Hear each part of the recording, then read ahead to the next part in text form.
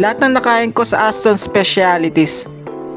Nandito ako sa SM Mega Mall, syempre try natin kanilang grilled meat. Unang lumapag yung complimentary nila, grabe. Yung ibang complimentary, tinapay o kaya chips, ito chicken pops. Panalo to, tapos may garlic mayo pa. Next ko naman tinry itong char grilled chicken. So may kasama siyang corn and salad and rice. Unang kain ko na pagkamalang ko itong beef steak. Chicken pala in order ko, panalo to, recommended. So ito yung pinaka OG sa lahat, itong wings platter barbecue na 8 pieces. Ito yung chicken na kahit sobrang init, lalantakan mo kaagad. Sobrang crispy ng balat kahit walang ginamit na coating. Tapos yung barbecue flavor, tama lang tamis anghang. Ang tanong, recommended ba to? Ang sagot dyan, babalik pa ako. Ang dami pa nilang menu na hindi ko pa natatry, tapos mukhang masarap. At yung panghimagas, cookies and cream milkshake. Sa itsura niya mukha siyang sobrang tamis, pero hindi. Mas matamis pa yung cherry. Masarap na panghimagas sa masarap na fried chicken and grilled chicken. Yun lang, try nyo na din. Follow for more!